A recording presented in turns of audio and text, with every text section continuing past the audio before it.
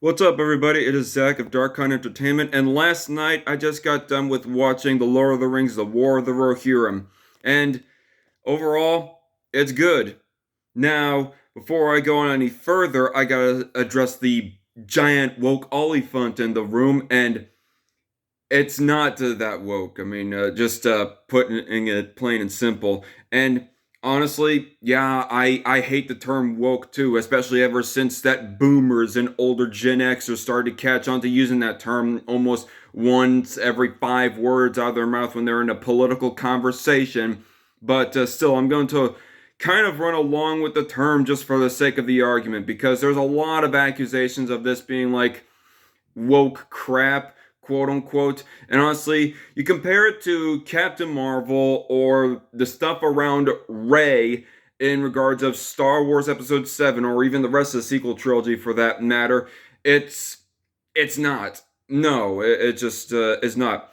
Like I was seeing the trailers leading up to the release of this movie, and honestly, it felt like I haven't seen Rings of Power. I've seen like a few snapshots and everything. I've seen some trailers, but comparing the trailer, the very first trailer that I saw for War of the Rohirrim, it felt very Peter Jackson esque. And well, obviously, Peter Jackson is like one of the producers for this movie, so it kind of comes with the property, I guess. Whereas Rings of Power, the first trailer that I saw for it, I do not know how exactly to describe it, but did not have that certain bit of magic behind it that I feel whenever I watch anything in regards of Lord of the Rings, particularly of the Jackson films. And on top of that, from the very get go, everybody just looked at the trailers and was assuming that it was going to be some major woke crap in the same way of Rings of Power. Now, I haven't seen a whole lot of the content from Rings of Power, so I cannot really judge, but people saying that Galadriel from that show is an absolute mean spirited girl boss, yada yada, and all the race bending and all that other stuff. Which might be rather like out of place and so forth. And I gotta say, like, just to further annotate, like, criticisms of lore inaccuracy with War of the Rohirrim are perfectly valid. I get them. But just on the woke criticism itself, though, I gotta say, if they really wanted to lean into the massive air quotes woke side of this, of making this movie, they would have, like, had a whole bunch of inexplicably out of place black and brown characters within this movie that takes place entirely in Rohan, of where that there logically would not be a whole lot of darker skinned people. I mean, by the way, side tangent, I'm open minded to, like, say, a movie that takes place in the land of Herod or the eastern lands of Run or anything else like that, of where that there would be more olive skin, brown skin people within the movie, or even like just entirely like casted that way or something. But putting that aside, there was no like out of place like race changes or anything else like that. So I was thinking, yeah, it's not as woke as people are like reacting to it. Like I'm not that a race bent character in of itself would have made it automatically woke or anything like that, especially if there's like a logical explanation behind it. Um, but anyway, and when I go to actually watch the movie, I go looking at the representation of Hera Hammerhand. Like, yes, it's perfectly valid that she was not a central character within the Silmarillion and the lore of Helm Hammerhand and the War of the Rohirrim 200 years before the War of the Ring and so forth. But the fact that they make her like a central role in this movie is not automatically in of itself a deal breaker. And the way that they handled her was quite nice, actually. I mean, let's be honest. Throughout most of the movie, actually, she's kind of struggling in one-on-one fights with people. She's obviously very good at horseback riding, but it's explained that she was good at horseback riding ever since her childhood days. So it's not like that was completely out of line. But still, she was like flawed in the way that she was kind of struggling in one-on-one fights, and even frankly lost a fight. In fact, she pretty easily gets And this is like only the slightest of spoiler alerts, but she gets kidnapped at one point, fairly handily, by the bad guys, who are dudes, by the way, in this movie. So, and the only time where she like really wins a battle like pretty safely is in the final battle. But even then, she does not get out of that completely unscathed, and she does get tossed like a rag doll in one action move in that final action scene. So again, it's not like she's a complete girl boss like that, but to further like discuss this, there that might have been like possibly the only like real flaw that I can point out with her character was that she was kind of weak at fighting one on one with people at multiple points. But as far as like character flaws, it seems like maybe they were trying to say that personality wise she was perfect, but she was ultimately a sweetheart. She wasn't like an overly stoic, emotionless, like plank of wood like Captain Marvel or anything else like that. She, like, legitimately had a whole lot of love for her friends and family. In fact, there's one bit of banter between her and her cousin Freyloff, of where that Freyloff kind of makes a bit of a bantery like jab at her, and if they really wanted to lean into the woke, they would have made it so that she absolutely embarrassed him, but they didn't. She kind of just plays along with it rather lovingly and funnily too, with him on that. So again, just extra emphasizing the point of how that this is not woke garbage, like hardly at all. Like, yeah, she like takes on a central role, whatever. So I guess there's that little sprinkle right there, but it's not a deal breaker at all. And there is like again the fact that sorry, I keep on losing my train of thought here. Uh, she might be like overly perfect, supposedly personality wise, but honestly, I would rather have a watch a girl character who's like perfect in a sweetheart kind of manner, and she isn't like overly like disgustingly sweet like some kid character from a movie of where that she's so sweet you feel like you're going to get diabetes or something like that. No, she was just sweet in that she was kind of a wholesome, like thoroughly fully loving type of way. But I would rather have a perfect sweetheart than a perfect stoic character like Captain Marvel was. They were trying to portray her as to be. But, and not only that, she also, there is no point in which she really upstages Helm Hammerhand. So, with that all in mind, it's not that bad, really. But honestly, I think the biggest weak point for me of this movie, 8 minutes in, and I already spent so much time on that point alone. Wow, I'm sorry that this has turned out to be so long. But the weakest point of this movie for me probably has to be the visuals, honestly. Like, I really did not mind the fact of how all the characters were like anime style.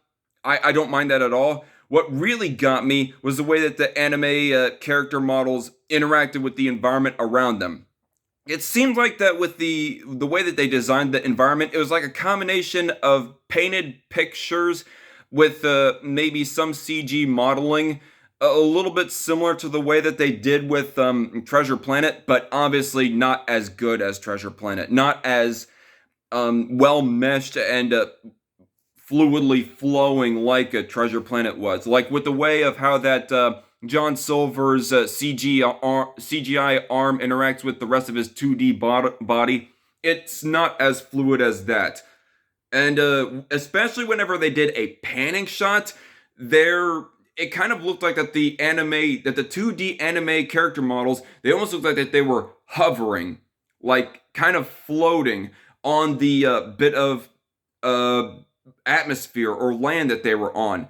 Or it looked like a very bad green screen, quite honestly. And it was just very jarring. It kind of sucked me out of the movie at points with the whole thing about how, about how they handled the animation. So, and it's only like $40 million budget movie, and it shows. It, quite frankly, it really shows. But it's serviceable enough, I guess, but it's still quite a flaw and really the weakest point of the movie, in my opinion. And a couple other flaws, I guess, was for one, it seemed like that there wasn't enough story content to justify its 2 hour plus runtime, and really, I do not know why it was, but there's just something about the storytelling and the pacing that just felt a little weird. Like I was kind of checking my watch around the probably the 1 hour 50 minute mark, thinking, okay, we're going to wrap this up here soon, right? But still, there was like about another 20-ish minutes left for me to watch. But yeah, it just felt kind of weird. It felt like that they were kind of dragging it out and milking the story a little bit too much at points. I mean, I do like some of the cryptic stuff that happened in the middle point of the movie, but I don't think that there was enough payoff for that cryptic point in the movie. And I'm trying to avoid spoilers, by the way, everybody. So excuse me if I just leave it vaguely as cryptic. Excuse the ambiguousness and the vagueness of that statement. You're just gonna have to go ahead and see it for yourself to see what I mean by that. But it was good in setup for while it lasted, but kind of missing something in payoff on that one plot point. And also, the battle scenes, half of them were actually pretty good, pretty fun to watch, but the other half of them were kind of awkwardly staged and kind of clunky at times. So there is a bit of that. But yeah, I think that's all that I had for flaws personally. Although I guess Leaf was a little bit of an annoying character in kind of a Studio Ghibli-esque kind of way. One of those Studio Ghibli annoying side characters. I mean, he did not bug me as much, but he might bug some other viewers a little bit more than he bugged me. But he was still like one of the weaker characters. And I guess a person could complain about how a couple of the side character, male leader characters are a little bit demasculated, supposedly, and where that Hera had to step up a little bit to help give advice and so forth on what is to be done next. But, I mean, she's of royal blood, and these two guys were just like lower level advisors of Helm Hammerhand that had to like somewhat take his place while he was like um what's the word I'm looking for? Subdued? Not subdued. While Helm was incapacitated, I guess was the word that I was looking for. But aside from that, all the characters are pretty good. Like Haleth and Hamma were pretty good. They had their moments to shine. And definitely Helm Hammerhand. Helm Hammerhand, honestly, in my opinion, is a really dignified badass.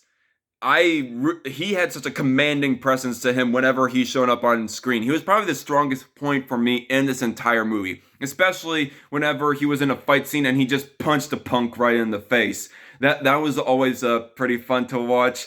Him just brawling it out with a whole bunch of people. Like, if I had to go ahead and rewatch this movie, I would probably rewatch it for the scenes with Helm Hammerhand alone. So I think, honestly, if you are like into that man's man sort of thing, you will like it for Helm Hammerhand.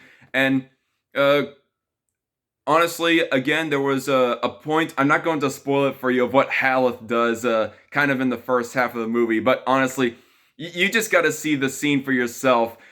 The action scene that Haleth is in to see what badassery he does. And Hamma has a bit of a time to shine. And there's honestly, trying to avoid spoilers, but there's a legitimately sad point between him and Helm in the first half of this movie, or going towards the middle of this movie. And Freylaf, the cousin, he was a pretty good character, I thought, as well. And honestly, Wolf was a pretty effective antagonist, and how he was presented to be so cold-hearted and just grew even more and more to be cold-hearted and Weasley than he ever was before. And I thought that was well executed and kind of realistically portrayed. I mean, he's not a lovable character at all. Let me reassure you. He is a big scumbag, and that is me putting it lightly without getting too much into adult language. If you know what four-letter word that I want to call him right now, but still, he is pretty bad. But it is very well executed on how he grows to become so bad and so cold-hearted and so forth. Yeah, quite some good stuff there. And obviously, if you heard from all the leaks, there's a little cameo of Saruman, and I thought he was executed fairly well for what he was worth. And a couple of the side female characters. Maybe the older Shield Maiden was at times a little bit overpowered against all the male soldiers, but I'm not going to nitpick too much. And again, I must emphasize, Hera Hammerhand was a sweetheart, and she was beautiful too, honestly. If I'm to just give quite my own blunt opinion, I thought she was more physically attractive than Eowyn or Arwen or Galadriel, quite honestly.